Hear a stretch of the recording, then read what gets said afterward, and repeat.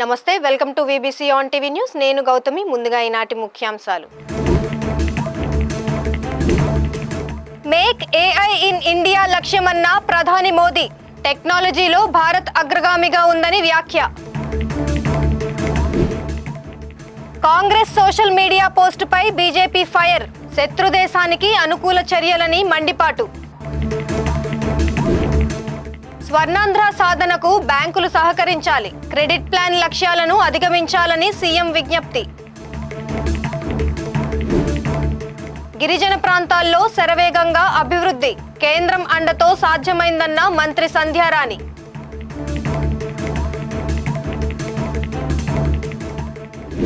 21వ శతాబ్దపు అవసరాలకు అనుగుణంగా తమ ప్రభుత్వం దేశ విద్యా వ్యవస్థను ఆధునీకరిస్తోందని ప్రధానమంత్రి నరేంద్ర మోదీ అన్నారు. న్యూఢిల్లీలోని భారత్ మండపంలో ప్రభుత్వం, విద్యా సంస్థలు, పరిశ్రమలు, ఆవిష్కర్తలు వైయుజిఎం కాన్క్లేవ్ సమావేశంలో ఆయన పాల్గొని ప్రసంగించారు. కొత్త విద్యా విధానం దేశంలో పరివర్తనకు దారితీస్తుందని ప్రధానమంత్రి పేర్కొన్నారు. దేశంలోని ప్రతి విద్యార్థికి ప్రపంచ స్థాయి విజ్ఞానాన్ని తమ ప్రభుత్వం అందుబాటులోకి తీసుకువస్తుందని పేర్కొన్నారు.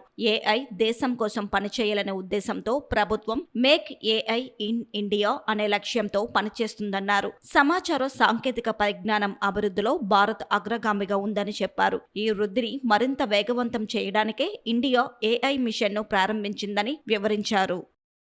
साथियों, हमें AI, quantum computing, advance analytics, space tech, health take, synthetic biology को लगातार प्रमोट करना होगा। आज हम देख रहे हैं भारत एआई डेवलपमेंट और एडॉप्शन में आगे रहने वाले देशों में शामिल है। इसके विस्तार के लिए सरकार ने इंडिया एआई मिशन को लॉन्च किया है। इससे world class infrastructure, high quality data sets और रिसर्च फैसिलिटी तैयार किए जाएंगे। भारत में एआई सेंटर्स ही एक्सेलेंस की संख्या भी बढ़ाई जा रही है। देश के जाने माने संस्थानों, उद्योगों और स्टार्टअप्स के द्वारा इन सेंटर्स ऑफ एक्सेलेंस को गति मिल रही है। हम मेक एआई इन इंडिया इसके विजन पर काम कर रहे हैं और हमारा उद्देश्य है make AI work for India. इस बार के बजट में हमने आईआईटी में सीटों की संख्या और कैपेसिटी बढ़ाने का निर्णय लिया है। देश में मेडिटेक यानी मेडिकल प्लस टेक्नोलॉजी के कई कोर्सेज आईआईटी और एम्स के सहयोग से शुरू किए गए हैं। हमें इस जर्नी को समय से पूरा करना है। हमें हर फ्यूचर टेक्नोलॉजी में भारत को बेस्ट इन वर्ल्ड की लिस्ट में शामिल करना है। युग्म के जरिए हम इन प्रयासों को नई ऊर्जा दे सकते हैं। ఒక దేశ భవిష్యత్తు యువతపైనే ఆధారపడి ఉంటుందని, అందుకే వారిని దేశ ఉజ్వల భవిష్యత్తు కోసం సిద్ధం చేయడం చాలా కీలకమని ప్రధాని పేర్కొన్నారు. భారతదేశ విశ్వవిద్యాలయ ప్రాంగణాలు యువత విప్లవాత్మక ఆవిష్కరణలు నడిపిస్తున్న డైనమిక్ కేంద్రాలుగా అభివృద్ధి చెందుతున్నాయన్నారు. ఈ సంవత్సరం బడ్జెట్లో ప్రభుత్వం ఐఐటీలలో సీట్ల సంఖ్య, సామర్థ్యాన్ని పెంచాలని నిర్ణయించినట్టు చెప్పారు. ఐఐటీలు, ఎయిమ్స్ల సహకారంతో అనేక మెడ్టెక్ కోర్సులు ప్రారంభించబడ్డాయని తెలిపారు. हमने विकसित भारत के लक्ष्य के लिए अगले 25 वर्षों की समय सीमा तय की है। हमारे पास समय सीमित है, लक्ष्य बड़े हैं।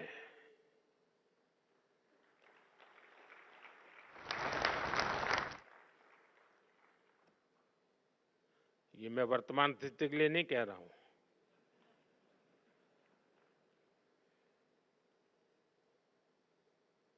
और इसलिए ये जरूरी है कि हमारे आइडिया की प्रोटोटाइप से प्रोडक्ट तक की यात्रा भी कम से कम समय में पूरी हो। जब हम लैब से मार्केट तक की दूरी को कम कर देते हैं तो रिसर्च के परिणाम लोगों तक तेजी से पहुंचने लगते हैं। इससे रिसर्च को भी मोटिवेशन मिलता है, उनके काम, उनकी मेहनत का इंसेंटिव उन तक पहुंचता है। इससे रिसर्च, इनोवेशन और वैल्यू एडिशन के व्हील को और गति मिलती है।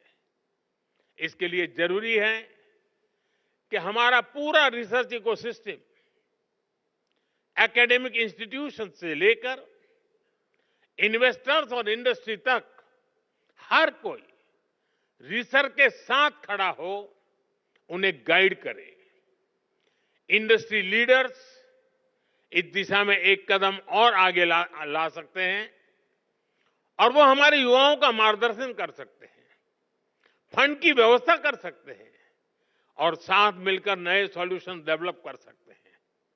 इसलिए सरकार रेगुलेशंस को सिंप्लीफाई करने, अप्रूवल्स को फास्ट ट्रैक करने के प्रयासों को भी गति दे रही है।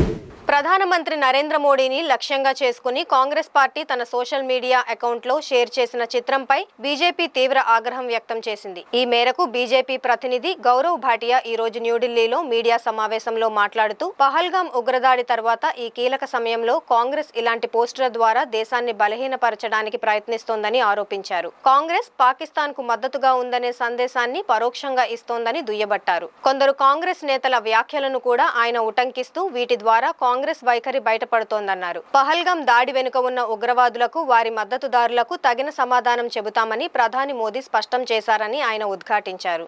जो हमारे बीच में रहता है, लेकिन अगर उसे लश्करे पाकिस्तान कांग्रेस कहा जाए तो गलत नहीं होगा।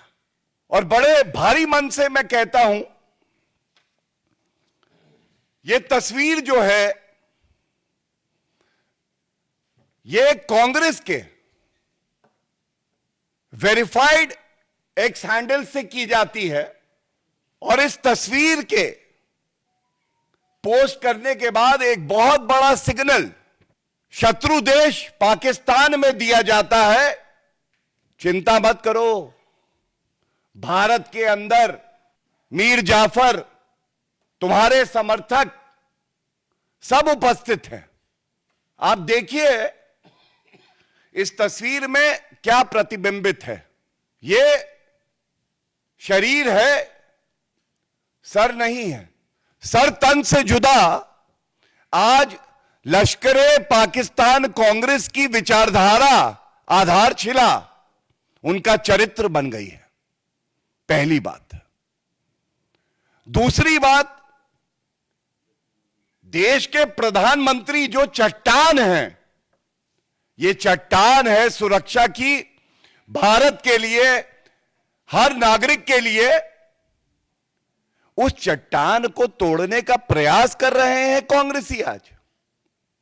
और बड़ी जिम्मेदारी से मैं कहता हूं, जिस लश्करे पाकिस्तान कांग्रेस में पत्ता नहीं हिलता है बिना राहुल गांधी की सहमति के, राहुल गांधी के कहने पे ऐसे पोस्ट किए जाते हैं जो पूरे देश को शर्मसार तो कर।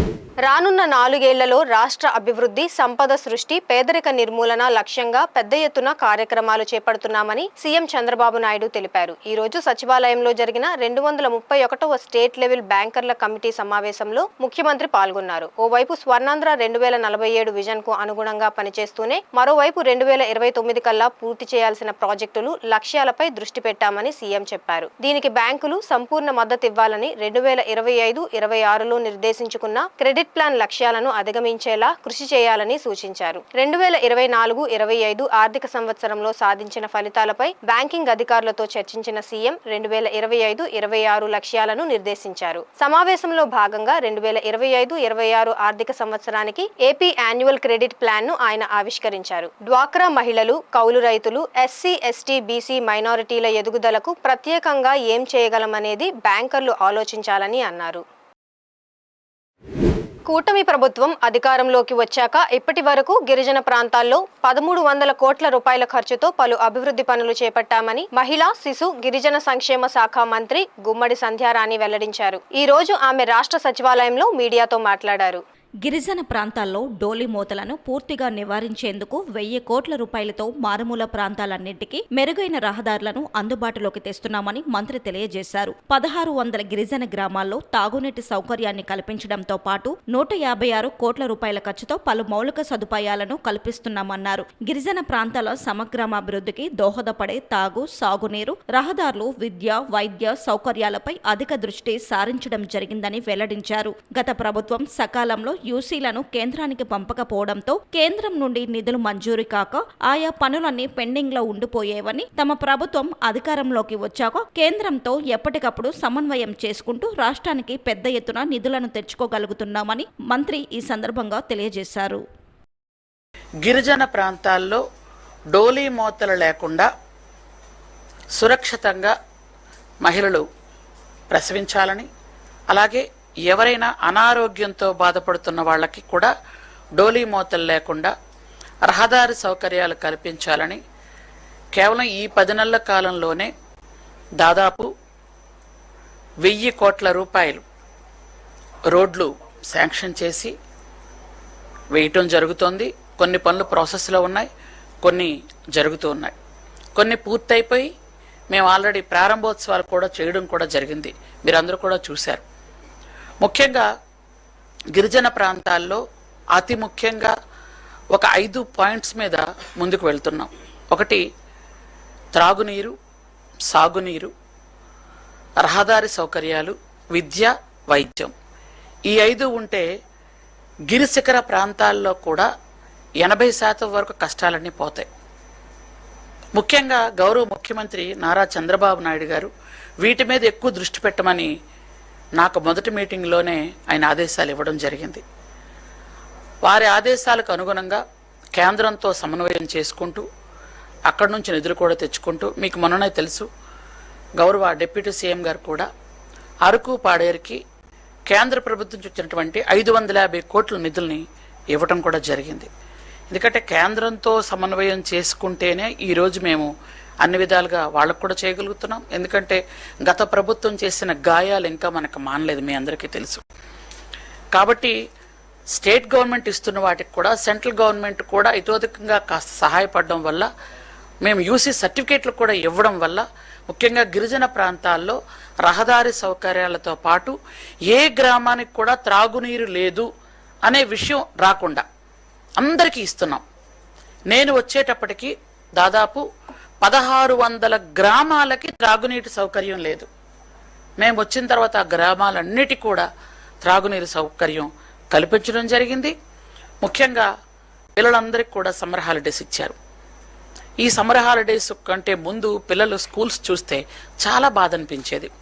స్కూల్స్ కానీ, వాళ్ళ కాంపౌండ్ వాల్స్ లేకపోవడం కానీ, టాయిలెట్స్ లేకపోవడం కానీ, ఆర్ఓ ప్లాంట్స్ లేకపోవడం కానీ, కొన్ని ఆల్రెడీ ఈ 9 నెలల్లో వాళ్ళందరికీ కూడా ఇవ్వడం జరిగింది. ఇప్పటికీ 156 కోట్లు పెట్టి స్కూల్స్లో మౌలిక సదుపాయాలు కల్పించడం కోసం మేము ఏర్పాటు చేస్తున్నాం. ఈ 1.5 month సమ్మర్ హాలిడేస్లో పూర్తి చేస్తాం. పిల్లలు మళ్ళీ స్కూల్స్ తిరిగి వచ్చేటప్పటికి వాళ్ళకి పూర్తి స్థాయిలో త్రాగునీరు, టాయిలెట్స్ పూర్తిగా ఉంటాయి. అలాగే స్కూల్స్లో ఉన్నటువంటి కొంచెం రిపేర్స్ ఏవైతే ఉంటాయో అవి కూడా చేస్తున్నాం. అన్ని స్కూల్స్కి కాంపౌండ్ వాల్స్ ఇచ్చాం, అన్ని స్కూల్స్కి. ఇంతకు పూర్వం ఏంటంటే అమ్మాయిల హాస్టల్స్ ఉన్న వాటికి కూడా ఇచ్చేవాళ్ళు కాదు. మేము వచ్చిన తర్వాత మొత్తం అన్నిటికీ కాంపౌండ్ వాల్స్ ఇస్తూ అమ్మాయిల హాస్టల్స్లో కొంచెం టాయిలెట్స్ ఎక్కువగా పెట్టించడం, త్రాగునీరు సౌకర్యం కూడా ఎక్కువ పెట్టించడం కూడా జరుగుతుంది. రాజ్యసభ సభ్యునిగా కూటమి అభ్యర్థి పాకా వెంకట సత్యనారాయణ ఈ రోజు శాసనసభ ప్రాంగణంలో రిటర్నింగ్ అధికారి వనితారాణికి నామినేషన్ పత్రాన్ని అందజేశారు. అనంతరం వెంకట సత్యనారాయణ కుటుంబ సమేతంగా ముఖ్యమంత్రి చంద్రబాబు నాయుడును సచివాలయంలో మర్యాదపూర్వకంగా కలిశారు. సీఎం ఆయనకు శుభాకాంక్షలు తెలిపారు. ఈ కార్యక్రమంలో కేంద్ర పరిశ్రమల శాఖ సహాయ మంత్రి భూపతిరాజు శ్రీనివాస వర్మ, రాష్ట్ర వైద్య ఆరోగ్య శాఖ మంత్రి సత్యకుమార్ యాదవ్, ఎమ్మెల్సీ సోము వీర్రాజు, ఎమ్మెల్యేలు కామినేని శ్రీనివాసరావు, ఈశ్వరరావు, పార్థసారథి, నల్లమిల్లి రామకృష్ణారెడ్డి తదితరులు ఉన్నారు.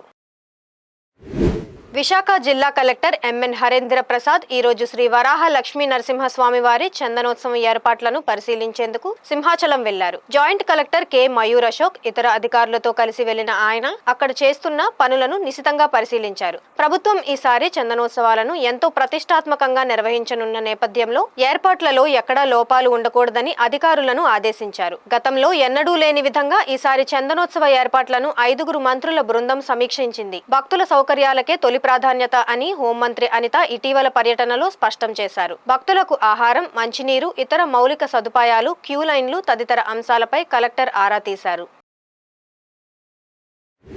భారత మాజీ క్రికెటర్ శ్రీశాంత్, సినీ నటి ఆషికి రంగనాథన్ వేరువేరుగా తిరుమల శ్రీవారిని దర్శించుకున్నారు. ఆలయ అధికారులు వీరికి స్వాగతం పలికి ఉదయం వీఐపీ విరామ సమయంలో స్వామివారి దర్శనానికి ఏర్పాటు చేశారు. దర్శనానంతరం ఆలయంలోని రంగనాయకుల మండపంలో వేద పండితులు వేదాశీర్వచనం చేయగా టీటీడీ అధికారులు తీర్థప్రసాదాలు అందించారు.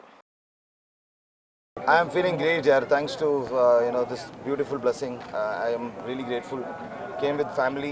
बहुत अच्छा लगा कि बहुत अच्छा दर्शन मिला और सबको सब भगवान की कृपा है और भैया ने भी बहुत हेल्प किया. तो बहुत सालों से दोस्त थे और I feel good. అందరికీ నమస్కారం. చాలా బాగుంది, చాలా బాగా జరిగింది దర్శనం. అండ్ ఇక్కడ అడ్మినిస్ట్రేషన్ మెయింటెనెన్స్ చాలా బాగుంది. And so many pilgrims will come and accommodating so many people here is great. ప్రసాదం కూడా చాలా బాగుంది. ఎప్పుడు కూడా తిరుపతి వచ్చడానికి నాకు చాలా ఆనందం, సంతోషం అవుతుంది. So thank you so much. Tirumala మొదటి ఘాట్ రోడ్డులో ప్రమాదం జరిగింది. ఓ ఇన్నోవా కారు ముందు వెళుతున్న టూ వీలర్ ను ఢీకొనడంతో టూ వీలర్ అదుపు తప్పి కింద పడిపోవడంతో వాహన చోదకుడు తీవ్రంగా గాయపడ్డారు. అలిపిరికి 400 మీటర్ల దూరంలో ఈ ఘటన చోటు చేసుకుంది. కారు డ్రైవర్ అతివేగమే ప్రమాదానికి కారణమని తోటి ప్రయాణికులు చెబుతున్నారు. సమాచారం అందుకున్న ట్రాఫిక్ పోలీసులు ఘటనా స్థలానికి చేరుకున్నారు. 108 అంబులెన్స్ సహాయంతో బాధితుడిని తిరుపతి రుయా హాస్పిటల్ కి తరలించారు. తిరుపతి సమీపంలోని మంగళం తుడా క్వార్టర్స్ భవనంపై నుండి పడి 3 కార్మికులు మృతి చెందారు. మృతులు పెళ్లకూరి మండలం అక్కగారిపేట గ్రామానికి చెందిన 40 ఏళ్ల వసంత్, 30 ఏళ్ల ఒంగోలు శ్రీను, 38 ఏళ్ల తొట్టి శ్రీనివాసులుగా గుర్తించారు. నిర్మాణంలో ఉన్న భవనానికి పూత పని చేయడానికి కర్రలు కడుతుండగా 5వ అంతస్తు పై నుండి పడిపోవడంతో ఈ 3 మృతి చెందారు. కాగా ఇక్కడ G+3కి మాత్రమే అనుమతి ఉండగా యజమాని కడివేటి ఆండాలయ్య 5 అంతస్తుల భవనాన్ని నిర్మించారని స్థానికులు చెబుతున్నారు. ఉండి ఇక్కడే భోజనం చేసుకుని ఇక్కడే ఉన్నారు సార్, పని చేసుకుంటున్నారు.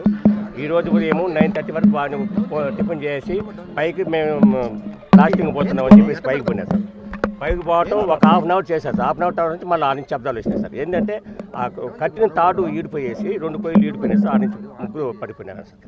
ఆ టైంలో నేను టిఫిన్కి పోయినా సార్. నేను వచ్చేకాలకి జరిగిపోయినా సార్. ఇది సార్ ఈరోజు జరిగింది. మాదే సార్, నేనే సార్. నేను ఇంటి వాడు సార్, కే ఆండాలయ్య, రిటైర్డ్ టీచరు సార్. కాళహస్తి నుంచి సార్ వచ్చేస్తారు. వాళ్ళు పోయేది 15 రోజులకు ఒకసారి, 20 రోజులకు ఒకసారి ఇంటికి పోతారు సార్. ఫెన్సింగ్ లాక్ వేసుకోవాలి సార్. 5 రోజులు కట్టారు, చుట్టూ ఫెన్సింగ్ లాక్ వేసుకోవాలి కదా. పడిపోయినా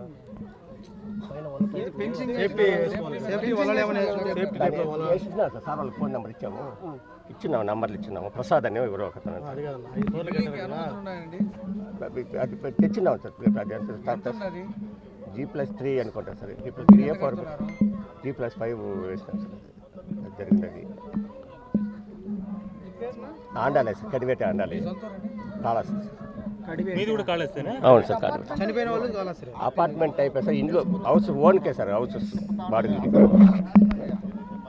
మాధవ్. 4 చేస్తున్నాం. 4 కర్ర జారిపోయింది కర్ర. జారిపోతే కింద పడిపోయినాం. మేము కాదు, వేరే రోజు ఇచ్చినాం కట్టేది. ఇంకేం లేదు, కర్ర ఊడిపోయింది. మాధవ. సంవత్సరం నుంచి చేస్తున్నాం. సీను, 2 పేర్లు సీను, ఒక ఆయన పేరు వసంత్. మామూలుగా పనికి పోతారు కదా, డైలీ చేస్తారు కదా. ఆ మాదిరిని ఈరోజు పోయినారు. మామూలు కొయ్యలు సారాలు కట్టినారు, బాగానే కట్టినారు. అది ఎట్లా మిస్ అయిపోయి జారిపోయింది. ఇతనైతే మేస్త్రి అయితే కొయ్యి పట్టుకున్నాడు కాబట్టి ఇతను సేవ్ అయినాడు. వాళ్ళు 3 అయితే ఒకటేసారి కింద పడిపోయినారు. 3 మేస్త్రీలు కాళహస్తి. అది కడతారు వాళ్ళకి. అంటే ఇప్పుడు ఇది అనుభవం అంటే చాలా. నేను ఆ పక్క అపార్ట్మెంట్లో ఉంటాను. అంటే కన్స్ట్రక్షన్ జరుగుతుంది, 1 ఇయర్ నుంచి జరుగుతుంది. కామారెడ్డి జిల్లా లింగంపేట్ మండలం సెట్పల్లి గ్రామంలో భూభారతి చట్టం మీద జరిగిన అవగాహన సదస్సులో రెవెన్యూ శాఖ మంత్రి పొంగులేటి శ్రీనివాసరెడ్డి, జహీరాబాద్ ఎంపీ సురేష్ షట్కార్, ఎమ్మెల్యే మదన్ మోహన్ రావు పాల్గొన్నారు. ఈ కార్యక్రమంలో మంత్రి పొంగులేటి శ్రీనివాసరెడ్డి మాట్లాడుతూ భూభారతి 2025 చట్టం పేదలకు చుట్టం లాంటిదని అభివర్ణించారు. భవిష్యత్తులో ఏ రైతుకు ఇబ్బంది ఉండకూడదని 9 నెలలు మేధోమథనం చేసి ఈ చట్టాన్ని చేశారని గుర్తు చేశారు. అసెంబ్లీలో ఈ చట్టాన్ని అడ్డుకోవడానికి బీఆర్ఎస్ నేతలు ప్రయత్నాలు చేశారన్నారు. రైతులను రెవెన్యూ ఉద్యోగులు ఇబ్బందికి గురిచేస్తే కఠిన చర్యలు తీసుకుంటామని ఆయన హెచ్చరించారు. తెలంగాణ రాష్ట్ర రైతన్నలకు భూములున్న ఆసాములకు అంకితం చేయటం జరిగింది. అంతేకాదు, ఏదైతే ఈ రూల్స్ రెగ్యులేషన్స్ తయారు చేసిన తర్వాత మళ్ళీ దీంట్లో ఏమైనా చిన్న చిన్న కరెక్షన్స్ చేయాల్సి వస్తే చట్టం చేశాం. ఈ చట్టానికి రూల్స్ రెగ్యులేషన్స్ తయారు చేశాం. ఈ రూల్స్ రెగ్యులేషన్స్ తయారు చేసి చాట్లో తౌడు పోసి మీరు కొట్లాడండి అన్నట్లు కాకుండా అవసరమైతే పైలట్ మోడల్గా పైలట్ సిస్టంలో 4 ప్రాంతాల్లో 4 మూలల 4 జిల్లాలు తీసుకొని ఈ 4 జిల్లాలలో ఒక్కొక్క జిల్లాలో ఒక్క మండలాన్ని మన లింగంపేట మండలం ఎలా అయితే ఇక్కడ తీసుకున్నామో అన్న సూచనల మేరకు, అన్న అభ్యర్థన మేరకు గౌరవ ముఖ్యమంత్రి గారు సూచించారు. అన్న, ఈ ఎల్లారెడ్డి కాన్స్టిట్యున్సీ బాగా వెనకబడ్డ ప్రాంతం. అంతేకాదు, ఈ ఎల్లారెడ్డిలో లింగంపేట మండలం మరింత భూ సమస్యలతో ఇబ్బంది ఉన్న ప్రాంతం. పైలట్ గా ఆ మండలాన్ని తీసుకోండి అని గౌరవ ముఖ్యమంత్రి గారు చాలా స్పష్టంగా చెప్పారు. వారి సూచనలతోనే మన ఎల్లారెడ్డి కాన్స్టిట్యున్సీలో ఈ లింగంపేట మండలాన్ని తీసుకొని ఈ 23 రెవెన్యూ గ్రామాలలో ఇందాక గౌరవ కలెక్టర్ గారితో మాట్లాడినా, అడిషనల్ జాయింట్ కలెక్టర్ గారితో మాట్లాడినా, ఎన్ని గ్రామాలు ఇప్పటి వరకు మీరే ఎంఆర్ఓ స్థాయి అధికారులు వారి టీము గతంలో ధరణిలో లాగా కాకుండా చెప్పులు అరిగిందాకా ప్రజలు కలెక్టరేట్ చుట్టూ తిరగకుండా ప్రభుత్వ యంత్రాంగమే, రెవెన్యూ యంత్రాంగమే ప్రజల వద్దకు రెవెన్యూ గ్రామానికి వెళ్ళి వారి సమస్యల్ని పరిష్కరించాలని ఆదేశించి, ఆ ఆదేశించిన దాంట్లో భాగంగానే ఈ లింగంపేట మండలంలో 23 రెవెన్యూ గ్రామాలుంటే నిన్నటి వరకు 20 గ్రామాలు ప్రత్యక్షంగా ఎంఆర్ఓ స్థాయి అధికారులు వారి టీం వచ్చి మీ దగ్గర అప్లికేషన్లు కూడా వాళ్లే మీకు ఇచ్చి టిక్కు పెట్టుకొని మీ సమస్యలని ఏ విధంగా పరిష్కరించాలి అనే విధంగా పాజిటివ్ వైబ్రేషన్స్ తో చెయ్యాలి, పేదోడి కష్టాలు తీర్చాలి అని మన ఇందిరమ్మ ప్రభుత్వంలో చిత్తశుద్ధితో ఈ కార్యక్రమానికి మోడల్ గా మన లింగంపేట మండలాన్ని ఎన్నుకోవడం జరిగింది. కూటమి ప్రభుత్వం వేట విరామ సమయంలో ఇచ్చే మత్స్యకార సేవలో భృతిని 10,000 నుంచి 20,000 రూపాయలకు పెంచడం తెలిసిందే. ఆ మొత్తం మత్స్యకారుల బ్యాంకు ఖాతాలలో జమ అయ్యింది. ఈ నేపథ్యంలో కాకినాడ జిల్లా భాగ్యనగరం మత్స్యకారులు ముఖ్యమంత్రి చంద్రబాబుకు వినూత్న తరహాలో కృతజ్ఞతలు తెలిపారు. కాకినాడ సిటీ ఎమ్మెల్యే కొండబాబు కూడా మత్స్యకారు సామాజిక వర్గానికి చెందిన వారే కావడంతో ఈ రోజు ఆయన మత్స్యకారులతో కలిసి బోట్ల మీద ర్యాలీలో పాల్గొన్నారు. బోట్లలో తెలుగుదేశం జెండాలు, చంద్రబాబు ఫోటోలు పెట్టి ఏటిమొగ నుంచి జగన్నాథపురం వంతెన వరకు ర్యాలీ నిర్వహించారు. ఎమ్మెల్యే మీడియాతో మాట్లాడుతూ చంద్రబాబు మత్స్యకారుల పక్షపాతి అని తెలిపారు. తాము మత్స్యకారులం కాబట్టి ఈ విధంగా కృతజ్ఞత చాటుకున్నామని అన్నారు. ఈరోజు ఆంధ్రప్రదేశ్ లో మత్స్యకార సేవలో ముఖ్యమంత్రి చంద్రబాబు నాయుడు గారు ఈరోజు మత్స్యకార సేవలో ముఖ్యమంత్రి చంద్రబాబు నాయుడు గారు కార్యక్రమాన్ని తీసుకుని ఈ రాష్ట్రంలో ఎవరైతే సముద్రం మీద వేటాడి జీవిస్తున్నారో వాళ్ళకి 2 నెలల పాటు వేట నిషేధ సమయంలో ఆర్థిక సాయం అందించాలని చెప్పి ఒక్కరికి 20,000 రూపాయలు సాయం చేయడం జరిగింది. దానిపైన ఈ రాష్ట్రంలో ఉన్నటువంటి సముద్రం మీద వేటాడి జీవించే ప్రతి మత్స్యకారులు కూడా ఈరోజు థ్యాంక్ యూ సీఎం సార్ కార్యక్రమం తీసుకోవడం జరిగింది. కాకినాడలో పెద్ద ఎత్తున కార్యక్రమం చేశారు వీళ్ళందరూ కూడా ఈ రోజున. దానికి నేను కూడా పాల్గొనడం జరిగింది. ఈరోజు ఈ రాష్ట్రంలో దేశానికి స్వాతంత్రం వచ్చిన తర్వాత ఎంతో మంది ముఖ్యమంత్రులు అయ్యారండి. ఏనాడు కూడా ఎవరు కూడా ఈ రాష్ట్రంలో మత్స్యకారులను ఎవరు కూడా పట్టించుకోలేదు. ఎవరన్నా పట్టించుకున్నారంటే ఈ రాష్ట్రానికి దేశానికి స్వాతంత్రం వచ్చిన తెలుగుదేశం ప్రభుత్వం అధికారంలోకి వచ్చిన తర్వాత ముఖ్యమంత్రి నారా చంద్రబాబు నాయుడు గారు అయిన తర్వాతే ఈ రాష్ట్రంలో మత్స్యకారులకి జీవన ప్రమాణాలను మెరుగుపరిచారు, ఆర్థిక సాయం అందించారని గర్వంగా చెప్తాను కూడా ఈ సందర్భంగా తెలియజేస్తున్నాను. ఎందుకంటే ఈ మాట చెప్తున్నాను నేను, గతంలో కూడా 2 రకాలుగా జీవిస్తూ ఉంటారు వీళ్ళు. కొంతమంది సముద్రం మీద ఆధారపడి బతుకుతారు, జీవిస్తారు ఏటాడుకుని, కొంతమంది చెరువుల మీద జీవిస్తూ ఉంటారు. అలాంటిది 2 రకాలుగా జీవిస్తున్న వాళ్ళందరూ కూడా ఆయన ముఖ్యమంత్రి అయిన తర్వాత సముద్రం మీద ఏటాడు బతికే వాళ్ళకి బోట్లు ఇచ్చారండి, వలలు ఇచ్చారండి, ఇంజిన్లు ఇచ్చారండి, నావలు ఇచ్చారండి. అన్ని రకాలుగా ఆర్థిక సహాయం చేసి బలపరిచారు. పూర్వం ఎవరైనా చనిపోతే ఇన్సూరెన్స్ కూడా ఉండేది కాదు. మొట్టమొదటి 96 తుఫాన్లో చనిపోతే ఆంధ్రప్రదేశ్ లో మొట్టమొదటిగా మత్స్యకారులు చనిపోతే ఇన్సూరెన్స్ ₹1,00,000 ఇచ్చిన వ్యక్తి చంద్రబాబు నాయుడు గారు. ఆ విధంగా సాయం చేశారు. అలాగే చెరువుల మీద ఆధారపడి బతికే వాళ్ళు కూడా చెరువుల మీద చేప పిల్లలు లేకపోతే చేప పిల్లలు ఇచ్చారు ఆయన. ఆ చేప పిల్లలు పెరిగిన తర్వాత మళ్ళీ అవి పట్టుకోవడానికి వలలు ఇచ్చేవారు ఆయన. వలలు ఇవ్వడం కాదు, మళ్ళీ అవి పట్టుకెళ్ళి అమ్ముకోవాలంటే ఐస్ బాక్స్ ఉండాలి, నిల్వ చేసుకోండి ఐస్ బాక్స్లు ఇచ్చేవాడు. దూరం పట్టుకెళ్లాలంటే మార్కెట్లకి బహుపట్లు ఇచ్చారు, వ్యాన్లు ఇచ్చారు. ఆ విధంగా సముద్రం మీద ఆధారపడి బతికే వాళ్ళకి జీవన ప్రమాణాలు మెరుగుపరిచారు. చెరువుల మీద ఆధారపడే వాళ్ళకి జీవన ప్రమాణాలు మెరుగుపరిచారు. ఏమండి, గత 5 సంవత్సరాలు జగన్మోహన్ రెడ్డి ప్రభుత్వం వచ్చిన తర్వాత పూర్తిగా నిర్లక్ష్యం చేశారండి ఈ కులాన్ని. ఎలా నిర్లక్ష్యం చేశారంటే మీ అందరికీ చెప్పాలి, ఈ మాట తెలియాలి రాష్ట్ర ప్రజలందరికీ కూడా. ఉర్సా కంపెనీకి వైజాగ్ భూములను 99 పైసలకే కట్టబెట్టిన చంద్రబాబు మానసిక స్థితి ఏంటో కార్మిక శాఖ మంత్రి సుభాష్ చెప్పాలని వైఎస్ఆర్ కాంగ్రెస్ పార్టీ కోనసీమ జిల్లా అధ్యక్షుడు చిర్ల జగ్గిరెడ్డి కోరారు. స్థానిక రావులపాలెంలోని వైసీపీ కార్యాలయంలో నిర్వహించిన మీడియా సమావేశంలో ఆయన మాట్లాడారు. మంత్రి చెప్పినట్టు మతిస్థిమితం లేనిదే జగన్మోహన్ రెడ్డికి కాదని ముఖ్యమంత్రి చంద్రబాబు నాయుడికే అని ఎద్దేవా చేశారు. ఎన్నికలలో ఇచ్చిన హామీ ప్రకారం 50 సంవత్సరాలు నిండిన బీసీ ప్రజలకు పెన్షన్ ఎప్పుడిస్తారో చెప్పాలని ఆయన డిమాండ్ చేశారు. మరి రాబోయేటువంటి కాలంలో జగన్మోహన్ రెడ్డి గారు మళ్ళీ మంచి స్థాయిలో గెలుస్తారు, మాకెందుకు తలపట అనుకున్నారో ఏమో, వారు ఎవరో మాట్లాడట్లేదు. చంద్రబాబు నాయుడు గారు మేము మంత్రి పదవులు పీకేస్తాను మీరు మాట్లాడబోతే అని చెప్పారట. దాన్ని దృష్టిలో ఉంచుకుని ఈ వచ్చిన పదవులు ఎక్కడ పోతాయో అని చందంగా కొంతమంది మంత్రులు పిచ్చి ప్రలాపనలు, అందులో భాగంగానే నిన్న వాసంశెట్టి సుభాష్ గారు కూడా మరి ఏ కార్యక్రమాలు చేస్తామని చెప్పి వచ్చి ఇక్కడికి మరి ఆయన నిన్న జగన్మోహన్ రెడ్డి గారు అన్నరాని మాటలు అంటూ ఉన్నారు. వారు చెప్పేది ఏమిటంటే ఈ అభివృద్ధి చూసి జగన్మోహన్ రెడ్డి గారు మరి ఓర్చుకోలేక ఆయన మత్స్యం తప్పేసింది, అందుకే లండన్ వెళ్ళారు.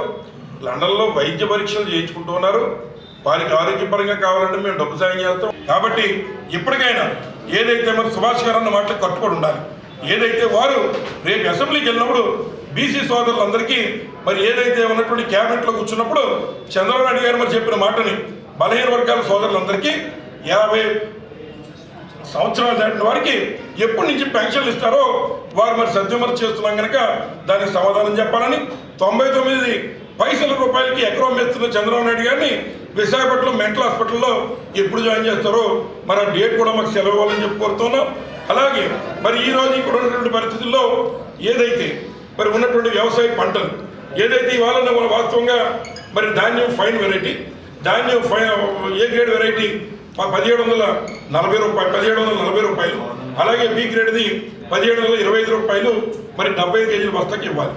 కాకినాడ జిల్లా గండేపల్లి మండలం జడ్ రాగంపేటలో లయన్స్ క్లబ్ స్వర్ణోత్సవాలు సందర్భంగా కుట్టు మిషన్లు పంపిణీ చేశారు. జగ్గంపేట లయన్స్ క్లబ్ అధ్యక్షుడు ఆదిత్య ఆసుపత్రి వైద్యాధికారి ఎంఎస్ బాలగంగాధర్రావు ఆధ్వర్యంలో కుట్టు మిషన్లు అందజేశారు. ఈ సందర్భంగా ఆయన మాట్లాడుతూ లయన్స్ క్లబ్ తరపున పాఠశాల విద్యార్థులకు బస్సు షెల్టర్ వంటివి నిర్మించామని గుర్తు చేశారు. సేవా కార్యక్రమాల్లో భాగంగా మహిళలకు కుట్టు మిషన్లు పంపిణీ చేశామని అన్నారు. 50 సంవత్సరాల సందర్భంగా అలాగే ప్రతి నెల కూడా కార్యక్రమం చేస్తున్నారు డాక్టర్ గారు. ఈరోజు మరి ఈ కుట్టు మిషన్లో 2 కుట్టు మిషన్లు ఇస్తున్నారు జగ్గంపేట లయన్స్ క్లబ్. దీనికి స్పాన్సర్ చేసిన లయన్స్ క్లబ్ అధ్యక్షులైనటువంటి డాక్టర్ ఎంఎస్ బాలగంగాధర్ గారు వారు స్పాన్సర్ చేసిన ఈ 2 కుట్టు మిషన్లు కూడా ఈరోజు ఇవ్వడం జరుగుతుంది. మరి మానవ సేవ లయన్స్ క్లబ్ పెట్టి మరి అనేక దేశాలలో 210 దేశాలలో సేవా కార్యక్రమాలు చేస్తూనే ఉన్నాం. ఈరోజు మన జగ్గంపేట గ్రామంలో ఐ హాస్పిటల్, మరి జగ్గంపేటలోనే స్కూలు, ఒక బస్ షెల్టరు, ఒక అన్నీ ఉన్నాయంటే జగ్గంపేట ఎంతోమంది నేను కృషి చేసిన వారందరికీ కూడా ప్రత్యేక ధన్యవాదాలు. మరి ఈ కార్యక్రమంలో పాల్గొన్న అధ్యక్షులు డాక్టర్ ఎంఎస్ బాలగంగాధర్ గారికి, మరి ఈ కుట్టు మిషన్లు స్పాన్సర్ చేసిన లయన్స్ క్లబ్ జగ్గంపేట అధ్యక్షులు డాక్టర్ గంగాధరం గారికి మరొకసారి అభినందనలు తెలుపుతూ సెలవు తీసుకుంటాం. అంబేద్కర్ కోనసీమ జిల్లా కొత్తపేట నియోజకవర్గం ఆత్రేయపురంలో కోనసీమ తిరుమలగా పేరుగాంచిన వాడపల్లి వెంకన్న స్వామి దేవస్థానంలో హుండీ లెక్కింపు కార్యక్రమం నిర్వహించారు. దేవస్థానం ఈవో డిప్యూటీ కమిషనర్ నల్లం సూర్యచక్రధర్ ఆధ్వర్యంలో స్థానిక గ్రామస్తులు ప్రజాప్రతినిధుల సమక్షంలో హుండీని లెక్కించారు. ఈ సందర్భంగా డీసీ చక్రధర్ మీడియాతో మాట్లాడుతూ 32 రోజులకు గాను ₹1,47,00,000 ఆదాయం వచ్చిందని వెల్లడించారు.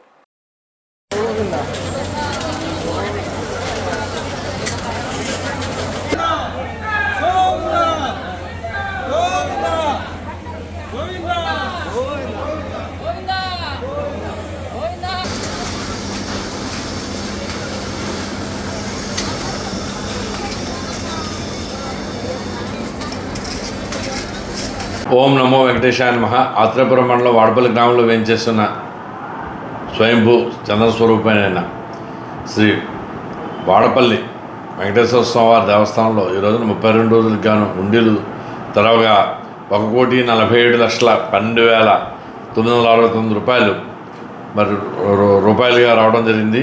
ఇందులో ప్రధాన ఉండీల ద్వారా 1,19,16,439 రూపాయలు, అన్నప్రసాదం ఉండీల ద్వారా 24,51,230 రూపాయలు, అలాగే విశ్వేశ్వరస్వామి దేవస్థానం ఉండీల ద్వారా 3,45,300 రూపాయలు, మరి 13 గ్రాముల బంగారం, 1 కేజీ 380 గ్రాముల వెండి కూడా ఉండీల ద్వారా రావడం జరిగింది. మరి ఈ యొక్క కార్యక్రమంలో తనిఖీదారు వారు రాజమండ్రి, మరి B Kiran third grade judicial, Narendra third grade judicial, అలాగే పెద్దలు గ్రామస్తులు, మరి గ్రామ ఉప సర్పంచ్ భోజరాజు బాబురావు, ముదినూరు వెంకటరాజు గారు, మరి అర్చక స్వాములు, గ్రామస్తులు, పత్రికా విధులు, పోలీసులు, శ్రీవారి సేవకులు, కెనరా బ్యాంక్ రావులపారు వారి సమక్షంలో ఈ యొక్క ఉండీలు లెక్కించడం జరిగింది. ఇది ఒక రికార్డు. ఇంతవరకు స్వామివారి దేవస్థానంలో హైయెస్ట్గా మరి రావడం జరిగింది. మరి కావున భక్తులందరికీ కూడా ఈ విషయం మీ ద్వారా తెలియపరుచుకుంటున్నాం. ఓం నమో వెంకటేశాయ నమః. ఈ వార్తలు ఇంతటితో సమాప్తం. మరిన్ని విశేషాలతో మళ్ళీ కలుసుకుందాం.